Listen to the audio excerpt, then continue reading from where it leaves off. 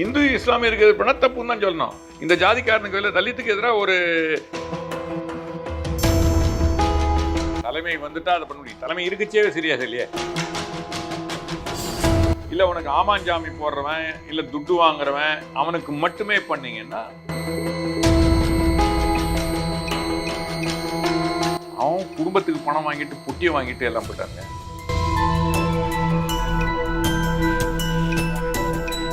காங்கிரஸ் தனியாக நின்று எந்த அரசா இருக்கணும், அதிமுக இருக்கணும், நான் ஜெயலலிதா இருந்த காலத்தையும் சொல்றேன்.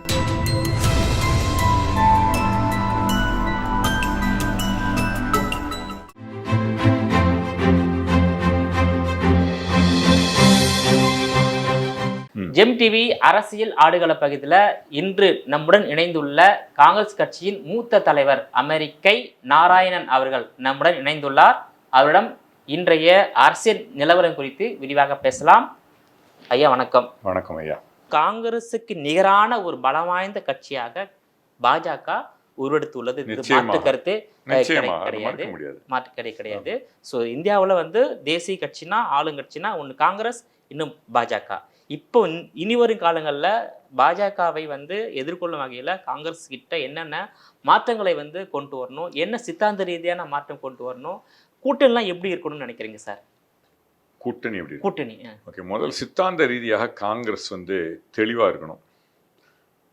நாங்கள் அதாவது மோடி புஷஸ் அஸ், நான் அவர் நெகட்டிவ் பாலிடிக்ஸ், நாங்கள் பாசிட்டிவ் பாலிடிக்ஸ் பண்ண முயற்சிக்கிறோம். ஆனால் சரியாக செய்யறதில்ல. நாங்கள் அனைவருக்குமான கட்சி, முக்கியமாக எந்த ஜாதி எந்த மதம் அனைவருக்குமானது. இவன் அதாவது ஒரு இஸ்லாமியருக்கு பேசுறதால நான் இந்துவுக்கு எதிரானவன் இல்லை. நான் இஸ்லாமியருக்காக எப்பயும் குரல் கொடுப்பேன். உடனே நான் இந்துவுக்கு எதிரான முத்திரை குத்துறது பண்ண முடியாது. ஆனால் அதுக்கு தகுந்த மாதிரி நான் இந்துக்களுக்கு எதிராக குரல் கொடுத்தானோ. இஸ்லாமியர் இந்துக்கு எதிராக தப்பு பண்ணார்னா இது தப்புன்னு தான் சொல்லணும். இந்து இஸ்லாமியருக்கு எதிராக பண்ணால் தப்புன்னு தான் சொல்லணும். இந்த ஜாதிக்காரனுக்கு இல்லை தலித்துக்கு எதிராக ஒரு மற்ற இடை ஜாதிகளோ மற்ற ஜாதிகளோ தவறு பண்ணுச்சு, அது தப்பு பண்ணிட்டான்னு தான் சொன்னோம். ஆனால் இடைச்சாதிகளுக்கு தப்பு நடக்குச்சு, இடைஜாதிக்கு தப்பு ஏன்டா பண்ணுறேன்னு நம்ம தைரியமாக கேட்கணும். அனைவருக்குமான இது என்ற தெளிவாக காங்கிரஸ் சொல்லணும். ஒன்று, Congress in terms of economics, Congress எக்கனாமிக்ஸுக்கும் பிஜேபி எக்கனாமிக் கொஞ்சம் வித்தியாசம் உண்டு, பெரிய வித்தியாசம் கிடையாது. இப்போ எல்லாருமே எனக்கு இந்தியாவுடைய இது எப்படி இருக்கணும்னா வெஸ்டர்ன் கண்ட்ரிஸ் மாதிரி இருக்க முடியாது. அமெரிக்கா மாதிரி ஒரு பொருளாதார சித்தாந்தம் இந்தியாவில் இருக்க முடியாது. இந்தியாவுடைய சித்தாந்தம் ஏறக்குறைய எல்லா கட்சிகளும் இதுதான் இது கொண்டு வருது. ஸ்காண்டினேவியன் கண்ட்ரிஸ், அந்த நார்வே, ஸ்வீடன், அந்த நாடுகளில் டெமோக்ராட்டிக் கேபிட்டலிஸ்டிக் சோசியலிசம் நான் சொல்லுவேன். தனி மனிதர்களுக்கே தனியாக ஆரம்பித்து பணம் சம்பாதிக்கக்கூடிய உரிமை, ஆனால் அது பொதுமக்கள் அனைவருக்கும் சென்றடையும் வகையில் எல்லாருக்குமான சோஷியல் நெட். அது சுகாதாரம், ஹெல்த்து இல்லை படிப்பு, இவைகள்லாம் எல்லாருக்கும் கிடைக்கிற அளவில் செஞ்சாகணும். அப்புறம் திறமைக்கேற்ற ஊதியம், திறமைக்கேற்ற சம்பாத்தியத்துக்கு வழி பண்ணணும். அதுதான் நம்மளுடைய சித்தாந்தமாக இருக்கணும். லெஃப்ட்டு ரைட்டு கொஞ்சம் கொஞ்சம் மூவ் பண்ணலாம். ஆனால் டூ மச் லெஃப்ட்டுக்கு போயிட்டோம்னா உழைப்புக்கேற்ற ஊதியம், உற்பத்திக்கேற்ற ஊதியம்ன்ற இது போயிடும். ஸோ ரொம்ப லெஃப்ட்டுக்கு போகக்கூடாது. காங்கிரஸ் அப்படி தான் இருந்தது. லெஃப்ட்டு ரைட்டு கொஞ்சம் கொஞ்சம் மூவ் பண்ணுவாங்க. அது காலத்துக்கு ஏற்ற மாதிரி அது செஞ்சு தான் ஆகணும். ஸோ இன் டேர்ம்ஸ் ஆஃப் சித்தாந்தம் இதுதான் காங்கிரஸுடைய சித்தாந்தமாக இருக்கணும். அனைவருக்குமான கட்சி. அதே மாதிரி வளர்ந்துட்டோம். சின்ன பிள்ளையா இருந்துச்சு, கொஞ்சம் இது தான் இருக்கணும். ஆனால் அப்பயே நேரு தனித்து நம்ம நாட்டுடைய எக்ஸ்டர்னல் இதை நின்னார். இப்போ நம்ம காங்கிரஸ் எது ரைட்டுன்றதை விட உலக அரங்கில் அப்படிதான் பேசிக்கிட்டு இருந்தோம். அதுதான் ஏமாந்து போனோம் சைனாக்காரன்ட்ட. எல்லாரும் நல்லவன் நினச்சி ஏமாந்து போனோம். சைனாக்காரன் நல்லவன் இல்லை. ஸோ காங்கிரஸுடைய இது இப்போ வளர்ந்துட்டோம், ஒரு வலிமையான நாடாக இருந்துச்சு. நம்மளுடைய வெளிநாட்டு கொள்கைகள் கொஞ்சம் அசர்ட்டிவாக இருக்கணும், அக்ரஸிவாக இருக்க வேணும். நான் என்னால் முடியுன்ற நம்பிக்கையோட உலக நாடுகளுக்கு நம்ம தலைமையை ஏற்று அவசியமான மிலிட்ரி ஸ்ட்ரெங்த்தையும் உபயோகப்படுத்தக்கூடிய அளவுக்கு காங்கிரஸ் இருக்கணும். ஏன்னா லீடர் ஒன்று இந்தியாவோட foreign policy should be focus on not what's right, what is good for India. அதுதான் முக்கியம். இப்போ பாஜக 1980 கட்சி தொடங்கினாலும் சரி, இந்த 44 வருடங்களில் ஒரு 16 வருஷம் இந்தியா ஆண்டுட்டாங்க. ஸோ 1998 வந்து 182 இடத்துல பாஜக வெற்றி பெற்றாங்க. 2014 282. திமுகவுடைய கூட்டணியில ஆமா ஞாபகம் இருக்கட்டும். ஆமா கூட்டணியில 2014 வந்து பாஜக வந்து இன்று 282 இடம். இன்று இந்தியாவில 2019 பாஜக கால் ஊன்றி உள்ளது என்றால் அதற்கு திமுக போட்ட அஸ்திவாரமும் காரணம். அதான் காரணம். அதுவும் காரணம். அதுதான் இல்ல, அதுவும் ஒரு காரணம். ஆனா காங்கிரஸ் பாத்தீங்கன்னாக்கா 2004 2009 வெற்றி பெற்று ஆட்சி அமைத்தாலும் பெரும்பான்மையுடன் வெற்றி பெற்று ஆட்சி அமைக்கல, கூட்டணி ஆட்சி தான் அமைந்தது. அப்படி இந்த 20 ஆண்டுகள் எடுத்துக்கொண்டாலும் சரி, காங்கிரஸை விட பாஜக தான் மக்களுடைய செல்வாக்கை பெற்று அதிக இடங்களை வெற்றி பெற்று மெஜாரிட்டியோடு ஆட்சி அமைச்சிருக்கு. இந்த நிலையில 2024 நடைபெற்று வரும் நாடாளுமன்ற தேர்தலில் காங்கிரஸ் எத்தனை இடங்கள்ல வெற்றி பெறும் என்ற ஒரு நம்பிக்கை நிச்சயமாக 55 விட அதிகமா இருக்கும். என்னுடைய எண்ணம் வந்து 100லேருந்து 150க்குள்ள. 150 வந்தா காங்கிரஸ் தலைமையிலான ஆட்சி அமையக்கூடிய வாய்ப்புகள் கூட உண்டு. I think I'll be close to 100ன்னு நான் நினைக்கிறேன். காங்கிரஸ் 100 தான் ஜெயிக்குன்னு சொல்றீங்க. 100க்கு விட ஜாஸ்தியா இருக்கும் அப்படின்னு நினைக்கிறேன். 150 வந்தா நான் சந்தோஷப்படுவேன் உண்மையிலேயே. ஆனால் அது வருமானு எனக்கு ஒரு கேள்விக்குறி இருக்குது. ஆனால் நீங்கள் பார்த்தீங்கன்னா சதர்ன் ஸ்டேட் தமிழ்நாடு ஏறக்குறைய இங்கே காங்கிரஸை ஆதரிக்கின்ற 30லேருந்து 35 வந்துடும் தமிழ்நாட்டில். கர்நாடகா எடுத்துங்க 15, அதாவது மொத்தம் 27 இருக்குது. பெரும்பான்மை அங்கே வந்துடும், 15 வரும்னு நான் கேள்விப்படுறேன். 52 ஆச்சு. இதில் அதே மாதிரி உங்களுக்கு பார்த்தீங்கன்னா ஆந்திர பிரதேஷ், தெலுங்கானா இவைகளில் எங்களுக்கு முன்பை விட அதிகமாக வாய்ப்பு இருக்குது. ஸோ அப்புறம் பார்த்தீங்கன்னா ஒடிஷா விட்டுருங்க, இந்த மகாராஷ்டிராலையும் ஏறக்குறைய பாதிக்கு பாதி வரும்னு நினைக்கிறேன். இந்த ராஜஸ்தான், பீகாரில் ராஜஸ்தான், உத்தரப்பிரதேஷ், ஹரியானாவோட சத்தீஸ்கர், மத்திய பிரதேஷ், இதில் நேருக்கு நேராக நாங்கள் வந்து இந்த 3 மாநிலங்களில் நேருக்கு நேராக காங்கிரஸ் அப்போசிஷன் இது. இந்த ஏறக்குறைய அங்கே மட்டும் ஒரு 90லேருந்து 100 சீட் இருக்குது. அதில் நாங்கள் பெரும்பான்மை எடுத்துட்டோன்னா முடிஞ்சு போச்சு கதை. ஏன்னா நாங்கள் எடுத்தோன்னா பிஜேபி குறைய போகுது. அது எப்படி போகுன்றது தெரியல. ஏன்னா போன முறை நாங்கள் வெற்றி அடைந்த பிறகு கூட மோடி வந்து மாநில தேர்தலில் வெற்றி பெறுறோம். 2019 மோடி வந்து அதுக்கு உடனே 1 மாதம் 2 மாதம் பொறுத்த தேர்தலில் மோடி வெற்றி அடைகிறார். அதனால் அந்த ஒரு கேள்வி எனக்கு இன்னும் இருக்குது. இப்போ தோல்வி வேறு அடைஞ்சிருக்கோம். ஸோ அந்த மாநிலங்கள் தான் முக்கியமாக பார்க்க நடைபெற்ற சட்டமன்ற தேர்தலையும் வந்து நீங்கள் ஒரு இடத்துல தான் ஜெயிச்சிருக்கீங்க, 3 இடத்துல பாஜக ஜெயிச்சிருக்காங்க. கடைசியாக நடைபெற்ற சட்டமன்ற தேர்தலில் அடுத்து நடந்த சட்டமன்ற தேர்தல் கரெக்ட். பட் இப்போ பாருங்கன்னா நாங்கள் சட்டமன்ற தேர்தலில் எடுத்துகிட்டு வரோம். கர்நாடகா, தெலுங்கானா, ஆந்திர பிரதேசம் கொஞ்சம் வாய்ப்பு இருக்குதுன்னு நினைக்கிறேன். இவரோட இது போயிட்டுருக்கு. ஸோ பண்ண முடியும். மோடி வந்து திரும்ப வந்தார்னா மற்றெல்லாம் ஒன்றும் பெரிய ப்ராப்ளம் இருக்காது. ஆனால் நான் பல இடங்களில் சொல்லியிருக்கேன், தமிழகத்தில் ஒரு கட்சி வளர்ந்தது ஒரு சிறு சமூகம் மேலே வெறுப்பை ஏற்படுத்தி பெரும்பான்மையான தமிழகத்தில் உள்ளவர்கள் நினைத்தாங்க. தீக்காதை செய்து அதனுடன் வந்த கட்சி அதே தான் இந்த 5% மேலே வெறுப்பு ஏற்படுத்தி எப்படி மற்றவர்களை கொண்டு சேர்த்தார்களோ அதே மாதிரி 15% மேலே வெறுப்பு ஏற்படுத்தி பிஜேபி இந்தியாவில் மற்றவர்கள் கொண்டு சேர்க்கிறது. வெறுப்பு அரசியல் வந்துடுச்சுன்னா நாட்டுக்கு நல்லது, அவ்வளோதான் விஷயம். வெறுப்பு அரசியல் என்ற நாணயத்தின் 2 பக்கங்கள். தமிழகத்தை ஃபாலோ அப் செய்த பிஜேபி இன்னொரு பக்கம், தமிழகத்தில் இருக்க ஒரு கட்சி பக்கம். இதை மாற்றினால் அவர்களுக்கும் நல்லது, நாட்டுக்கும் நல்லது. ஏன்னா வெறுப்புன்றதை விதைச்சிட்டோம்னா அந்த எவ்வளவுதான் முயற்சி பண்ணாலும் இந்த முள்செடியை விளக்க முடியல. இப்போ இந்தியாவில் வந்து காங்கிரஸ் வந்து 100 இல்லை 150 தான் ஜெயிக்கணும். 150 வந்தா நாங்கள் ஆட்சி அமைக்கிறோம், கூட்டணி ஆட்சி அமைக்கிறோம், எங்கள் தலைமையில் ஆட்சி தனி பெரும்பான்மையோட ஆட்சி அமைக்க வாய்ப்பு இல்லை இந்த முறை இப்போதைக்கு நிச்சயமா. ஆனா பாஜக வந்து அவங்களோட இலக்கு என்னன்னா 400 வராது. அவங்க சொல்றாங்க 1984 ராஜீவ் தலைமையிலான காங்கிரஸ் 414 இடங்களை வெற்றி பெற்றதை நாங்க வந்து இந்த முறை முறியடித்து 414 இடத்தை தாண்டி வெற்றி பெறுவோம். நான் வந்து அமித்ஷா சொன்ன உடனே சொன்னேன், யார் வேணா எங்களோட பெட்டுக்குவாங்க. நான் இப்ப சொல்றேன், ₹1,00,000 நான் கட்டுறேன் இன்னைக்கு. ஆனா எங்கிட்டே இப்ப நீ பந்தயம் போட்டுடணும் சும்மா. அப்புறம் போட்டாங்கன்னா எழுதி எனக்கு கொடுக்க சொல்லுங்க, ₹4,00,000 தரேன், யார் வேணாலும் வரட்டும். 400க்கு மேல பாஜக தாண்டல. 272 இடம் வந்தாலே பொறுமை ஆட்சி அமைப்பதற்கு அது பேச்சு இல்ல. 400 இடம் என்பது அவர் அவருடைய பேராசை. சொல்றாங்கன்னு சொல்றீங்களே, ஆ. பொய் சொல்வதில் வல்லவர்கள். ம். நான் இதுல என்ன ப்ராப்ளம்னா, ம். இன்னைக்கு அரசியல்வாதிகள்லாம் பெரிய நடிகர்கள் ஆயிட்டாங்க. நடிகர்கள் அரசியல்வாதிகள் வந்தாங்க. இப்ப அரசியல்வாதிகள் நடிகராங்க.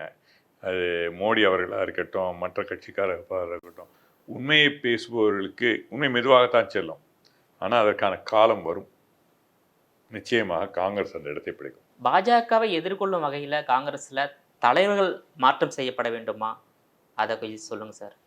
மல்லிகார்ஜுன கார்கே வந்து மோடிக்கு நிகரான தலைவரா, அதெல்லாம் அமித்ஷாவுக்கு நிகரான தலைவரா, அதாவதுங்க, நீங்க ஜேபி நட்டாவுக்கு நிகரான தலைவரா சார்? 2014 ம். மோடியை தெரிந்தவர்கள் ஒரு மாநிலத்தில் 2014 கொஞ்சம் தெரிய ஆரம்பிச்சிச்சு. 2009 வச்சுங்க, யாராவது பிஜேபி தலைவர்கள் பேரை சொல்லுங்க, வாஜ்பாய் தவிர. வாஜ்பாய், எல்கே அத்வானி, முரளி ரைட், அவங்களா இருந்தாங்க. கரெக்ட். அது சுஷ்மா மாதிரி ஸ்வராஜ், அதை மாதிரி இங்கே காங்கிரஸ்ல பல தலைவர்கள் பேர் சொல்ல முடியும் இன்றைக்கு. What I am saying is, அதனால இது வந்து அவருக்கு நிகரான தலைவர் தான் ஆட்சிக்கு எங்கே நாங்கள் அமைத்தோம் என்றால் ஒரு தலைமை உருவாகும். கலகத்தில் பிறப்பது தான் நெறி. தலைமை என்பது அந்த நேரத்தில் ஒரு 10 பேர் இருக்கான், ஒருத்தன் அடிபட்டுறான், அந்த இடத்துல ஆட்டோமேட்டிக்காக ஒரு தலைவன் உருவாரான். டேய் இவனுக்கு உதவி செய்யறான், தூக்கிட்டு போகண்டா, இது பண்ணுவோண்டான்னு. தலைமைன்றது பேர் இல்லை, எப்படி நடக்கிறோன்றது. காலத்துக்கு ஏற்ற மாதிரி தலைமை உருவாகும். அது எனக்கு நிச்சயமாக நம்பிக்கை இருக்கிறது. இந்த குடும்பம் தான், இவர் தான் தலைமை என்பது அவசியம் இல்லை. கட்சியுடைய கட்டமைப்பை வந்து எப்படி மேம்படுத்தும்? ஏன்னா நீங்க மூத்த காங்கிரஸ் அதாவதுங்க, கட்சியில் உண்மையிலேயே கட்சிக்காக வேலை செய்பவர்கள், இடைத்தரகர்கள் தான் என்ன பண்றாங்க, தலைவருக்கும் உண்மையான செய்தி போறது. ஜெயலலிதாவுடைய வெற்றிக்கு ஒரு பெரிய காரணம் ஆளுமை வந்து அதாவது யாரு உண்மையிலேயே வேலை செய்யறான்ன்றத மற்றவங்க சொல்லி மட்டும் கேட்கக்கூடாது. ஒரு இண்டிபெண்டன்ட், கட்சிக்கு அப்பாற்பட்ட ஒரு ஆள், மூன்றாம் நபர், அவனுக்கு இல்லையும் சம்மந்தமே இருக்கக்கூடாது, அவனால லாபம் இருக்கக்கூடாது. அது மாதிரி வச்சு யார் உண்மையாக வேலை செய்கிறான்னு பார்க்கணும். வேலை செய்வதனால தூக்கி விடுங்க. பணமும் அவசியம் கட்சிக்கு, அது ஒன்றும் மறுக்கிறதுக்கு இல்லை. ஆனால் சொல்லுங்க, இத்தனை பெர்சன்டேஜ் செய்யுது பணத்துக்கு இருக்கு தான் கொடுப்போம் சொல்லிடுங்க. ஏமாத்தாதீங்க மக்களை. கட்சி காலத்தை எவனோ வந்து அதுவும் இடைத்தரகர்கள் கட்சிக்கா பணம், நீங்கள் கட்சிக்கு பணம் வாங்கிக்கோங்க, அது கூட தவறு இல்லை. இடைத்தரகர்கள் பணம் கொடுத்துட்டு போகிறாங்க, அதில் கட்சிக்கு சீட்டு கிடைக்குது. தமிழ்நாட்டில் கிடச்சிருக்கு, என்னால் சொல்ல முடியும். ஸோ இதையெல்லாம் களைய வேண்டும். அதுக்கு நீங்கள் வந்து என்ன ப்ராப்ளம்னா, சிக்கனா ஏகான்னு தலைமை வந்துட்டால் அதை பண்ண முடியும். தலைமை இருக்குச்சே சரியாக இல்லையே. காங்கிரஸ் ஆட்சியில் 2004 2014 வரைக்கும் கட்சிக்கும் ஆட்சிக்கும் ஒரு தொடர்பில்லாத ஆட்சியாக இருந்தது. கட்சி தொண்டர்கள் தான் எடுத்துகிட்டு போக முடியும். சொல்கிறவனை, நீங்கள் சரியாக பேசுகிறவனை, அடித்தட்டில் வேலை செய்கிறவனை, நான் வந்து ஆட்டோக்காரனுக்கு ரொம்ப யூனியனைஸ்டு இது, அதில் என்னை வந்து அனைத்து கட்சி ஆட்டோ சங்கத்தினுடைய தலைவராக அவங்க ஏற்றுக்கிறாங்க. ஆனால் கட்சிக்காரன் அதை பேச மாட்டான். முதல்ல ஜெயலலிதா செய்தது மழைநீர் அறுவடை திட்டம், பெரிய திட்டம். அதை முதலாக நான் சத்தியமூர்த்தி பவனில் செய்து சி சுப்பிரமணியம் மூப்பனார் அவர்கள் போயிருந்தாங்க. அவங்க சொன்னாங்க, சிஎஸ் பேசினார் அப்போ, இதை போல நல்ல திட்டங்களிலே கட்சிகள் போட்டி போடணும். அப்புறம் ஜெயலலிதாங்க. ஆனால் இது சொல்கிறதுக்கு கூட நம்ம கட்சிக்காரன் பயப்படுவோம். நல்லவர்களை ஆதரித்து செயல் மிக்க தலைவர்களை நீங்கள் தூக்கி வச்சிங்கன்னா கட்சி வளரும். இல்லை உனக்கு ஆமாஞ்சாமி போடுறவன், இல்லை துட்டு வாங்குறவன், அவனுக்கு மட்டுமே பண்ணிங்கன்னா கட்சி அப்படி தான் இருக்கும். பல தமிழக கட்சிகளும் அந்த மாதிரி ஆகிட்டு வந்துட்டு இருக்கு. இல்லை வந்து எம்ஜிஆரால் தொடங்கப்பட்ட அதிமுக வந்து 72 கட்சி தொடங்கி 77 ஆட்சிக்கு வந்தது. தொடர்ந்து 3 முறை நடைபெற்ற சட்டமன்ற தேர்தலில் தொடர்ந்து வெற்றி பெற்ற ஒரே முதலமைச்சர் எம்ஜிஆர் அவர்கள் தான், அது உங்களுக்கு தெரியும். ஸோ 77 இருந்து இப்போ 2021 வரல 7 முறை ஆண்ட கட்சியும் அதிமுக தான். ஸோ வந்து நீங்கள் சொல்கிற மாதிரி வந்து எம்ஜிஆர் அவர்கள், ஜெயலலிதா அவர்கள் வந்து அதாவது உண்மையான தொடர்கள் வந்து அரவணைத்து போனது காரணமாக அது மட்டும் இல்லை, யார் வேணாலும் வர முடியும். அதாவது அவனுக்கு என்னன்னா, அவங்க புரிஞ்சுக்கிட்டாங்க. ஒன்று அவங்களுக்கு அந்த ஆளுமை இருந்தது, மக்கள் கிட்ட நேரடியாக பார்த்து. ஆளுமை இல்லைன்னா பண்ண முடியாது. அந்த ஆளுமை வரத்துக்கு காரணம் உண்மையான தொண்டர்களை ஊக்குவித்ததும், திறமையை தூக்கி விட்டதும். திறமையை தூக்கி விடாத கட்சி அவன் வந்தான்னா நம்ம அழிஞ்சிருமோன்னு இருக்கக்கூடிய இடைத்தரகர்கள் தமிழகத்தில் பல பேர் காங்கிரஸ்ல அது மாதிரி இருக்காங்க. அதுதான் காரணம். இல்லாதையும் பொல்லாதையும் தலைவர்கள் சொல்லுவாங்க. அது உண்மையாக தான் எடுத்துக்க வேண்டியதுதான். ஆனால் அதையெல்லாம் ஃபார் எக்ஸாம்பிள் நான் சொல்ல முடியும். முதல்ல ஒரு அரசியல் கட்சிக்கு இணையம் ஆரம்பித்தது நான், தமிழ் மாநில காங்கிரஸ் இருக்குச்சு. அப்புறம் காங்கிரஸ் வந்திருக்குச்சு. சோனியா காந்தி அவர்களுக்கு நான் இதுவாக இல்லாமல் 99 2004 அந்த இணையத்தில் அரசியல்ன்றதே ஒரு சர்வீஸ் தான். இரத்த தானத்துக்கான இணையத்தை இணைத்தவன் தான். அப்போது ஒரு தலைவர் இதை உங்கள் பேரையும் இவர் பேரையும் சேர்த்து போட்டுக்கிறான்னு சொன்னதால் நான் காலியானேன். அதே போல் அதை எடுத்துருங்கன்னு சொல்லிருக்கலாம், அதில் ஒன்றும் தவறில்லை. தெரியாமல் போட்டிருக்கலாம், தவறில்லை. ஆனால் உங்கள் பேரை சொல்லி ஒரு பெரிய ஆளவர் பார்க்குறாரு, கட்சியுடைய அஃபீஷியல் இணையதளத்தை உங்கள் பேரையும் வரையும் போட்டுக்கிறாருன்னு ஒரு தலைவர் சொன்னார் எங்கள் கட்சியில், காங்கிரஸ் கட்சியில். இதே போல் சுப்பிரமணிய சுவாமிக்கு எதிராக ஐஐடியில் நான் பேசுகிறேன். அவரை நீங்கள் பவர் புரோக்கர்னு நான் சொல்கிறேன். ஆனால் சுப்பிரமணிய சுவாமி கூட ஐஐடியில் பேசினான்னு சொல்லி என்னை ஒதுக்கியவர்கள் பல பேர் இருக்காங்க. இதையெல்லாம் அவங்க இப்போ நான் ஸ்லம்மில் போய் தங்குறேன், அவங்க கூட சாப்பிட்றேன், ஆட்டோக்காரனுக்கு பண்ணுறேன், ஃபோன் போட்டேன். முதல்ல இந்த மொபைல் ஃபோன்லாம் வரைச்சி ஆட்டோக்காரனுக்கு ஃபோன் போட்டு அவனுடைய சம்பாத்தியத்தை அதிகப்படுத்தினேன். மூப்பனார் மூலமாக நரசிம்மராவ் சொல்லி ஆட்டோக்காரனுக்கு 25 ரூபாய்க்கு 25,000 ரூபாய் இன்சூரன்ஸ் வாங்கி கொடுத்தார் 94. பேசிக்கலி இதை போன்றவர்களை தூக்கி விடாத கட்சி எப்படி உருப்படும்ன்றது தான் என்னுடைய கேள்வி. என்னுடைய காலம் முடிந்து விட்டது, வருங்காலத்திலே அதை இது செய்யாமல் இருக்கணும் நான். இந்தியாவை முழுவதும் ஆண்ட காங்கிரஸ், இந்திய அனைத்து மாநிலங்களும் ஆண்ட காங்கிரஸ் முதலாக 1967 தான் மாநிலங்களில் ஒரு ஆட்சி மாற்றம் ஏற்பட்டது. அது தமிழ்நாடு திமுக அண்ணா தலைமையிலான. அதுக்கு முன்னால் கேரளாவில் போச்சு. கேரளாவில் ஆட்சி மாற்றம் நடந்தது. கம்யூனிஸ்ட் வந்தாங்க, அப்போது கலைத்தோம் எல்லாம், அது ஒரு இது இருக்கு. ஸோ தமிழ்நாட்டில் 67 காங்கிரஸ் கட்சி திமுகவிடம் ஆட்சியை இழந்தது. இன்று வரையில் தமிழ்நாட்டில் காங்கிரஸ் கட்சியால் ஆட்சி கைப்பற்ற முடியல. நீங்கள் 1937 முதல் 67 வரையில் ஏறக்குறைய 24 ஆண்டுகள் தமிழ்நாட்டை ஆண்டிங்க. ஸோ தமிழ்நாட்டில் மீண்டும் காங்கிரஸ் கட்சி ஆட்சி அமையாமல் போனதற்கான காரணம் இடைத்தரகர்கள், டெல்லியும் காரணம். டெல்லிக்கு தமிழகத்துலேருந்து அவங்களுக்கு வேணுறது எம்பி சீட்டு, அது கொடுத்தா போகிறோம். எதுக்கு நான் இங்கே உட்காந்துட்டு இவங்ககிட்ட நான் டிஎம்கே கூட போனால் போகிறோம், அதிமுக கூட போனால் போகிறோம், நமக்கு 30 சீட் 40 சீட் வந்துடுது, எதுக்கு உட்காந்துக்கிட்டு இந்த மாரடிச்சிக்கிட்டு இருக்கணும்னு ஒரு தமிழகத்தை பற்றி கவலைப்படாத ஒரு டெல்லி, அதை ஊக்குவிக்கின்ற தமிழக தலைவர்கள். ஏன்னா இங்கே தமிழகத்தில் கட்சியை வளர்த்துட்டான்னா அவன் புரோக்கராக இருக்க முடியாது. அதாவது இது எல்லாமே காரணம். நாங்கள் எல்லாரும் தான் காரணம், நானும் தான் காரணம். இது பலமுறை நான் சொல்லியிருக்கேன், தனியாக நிற்கணும்னு சொல்லியிருக்கேன். ஆனால் தனியாக என்ன ப்ராப்ளம்னா உடனே ஜெயிக்க முடியாது, அதுதான் விஷயம். இல் டேக் டைம். ஒரு 5-6 தடவை நம்ம போய் ஆனோம். 1949 திமுக கட்சி ஆரம்பிக்கப்பட்டது. கட்சி ஆரம்பிச்சு 67 தான் சார் ஆட்சிக்கு வந்தாங்க. இல்லைங்க, இப்போ ரீசெண்ட் டைமுங்க. நான் என்ன சொல்கிறேன், 89 நின்னோம், 91 நாங்கள் நின்னோம். ராஜீவ்காந்தி இறந்தாலையில் நாங்களே வந்திருப்போம். 96 நாங்கள் சொன்னோம் நரசிம்மராவ் கிட்ட. நரசிம்மராவ் சொன்னார், கேட்கல. இவர் வேறனாரு ரஜினிகாந்த், அப்போ ஆட்சியை பிடிச்சிருப்போம். தொடர்ந்து பல வாய்ப்புகளை இந்த மாதிரி எழுந்துக்கிட்டு இருக்கோம். 98 மூப்பனார் இருக்கார், அவர் இதில் நடக்குது, அத்வானி இருக்குச்சு, அங்கே நடக்குது. இவர் அங்கே போயிட்டார். மூப்பனார் தனியாக உட்காந்து நாங்கள் இதை எதிர்க்கிறோம், இந்த மாதிரி இதை குண்டு வெடிப்பை எதிர்க்கிறோன்னு சொல்லியிருந்தோன்னா நம்ம அப்போ கலைஞர் கூட மூப்பனார் இதுக்கு போயிட்டார், கோயம்புத்தூர் போனார். ஸோ பல நேரங்களில் எங்களுக்கு இருக்கின்ற வாய்ப்பை நாங்கள் சரியாக பயன்படுத்தவில்லை. தொடர்ந்து போட்டி போட்டிருந்தோன்னா பண்ணியிருப்போம். அதற்கான வலு இப்போ எங்ககிட்ட இருக்கா? பணமும் இல்லை கட்சியில், அதான ப்ராப்ளம். பணமும் வேண்டியிருக்குது. இந்தியாவில் 28 மாநிலங்களில் காங்கிரஸ் ஆட்சி 3 மாநிலங்கள் தான் நடந்துட்டு இருக்கு. கர்நாடகா, தெலுங்கானா, இமாச்சல பிரதேஷ், தமிழ்நாடு, ஜார்க்கண்டில் கூட்டணி ஆட்சி நடக்குது சார். ஸோ இனி வரும் காலங்களில் கூட்டணி ஆட்சி நடந்தாலும் ஆட்சியில் எங்களுக்கு பங்கு கிடையாது. ஆட்சியில் எங்களுக்கு பங்கு கிடைக்க வேண்டியதுனால அது ஒரு ப்ராப்ளம். ஆமாம், ஆட்சிக்கு எங்களுக்கு பங்கு கிடைக்க வேண்டிய காலத்தில் நாங்கள் சண்டை போட்டு வாங்கலையே. 2006 2011 வரையில் எங்களுடைய தயவில் தான் ஆட்சி கிடையாது. சட்டமன்ற 96 தான். 34 இடத்தை நீங்க உபயோகப்படுத்தக்கூடாது. தமிழக தலைவர் இருந்தாங்கல்ல, அதனால தான் காங்கிரஸ் தொண்டை இப்படி சீரழிஞ்சு போறான்.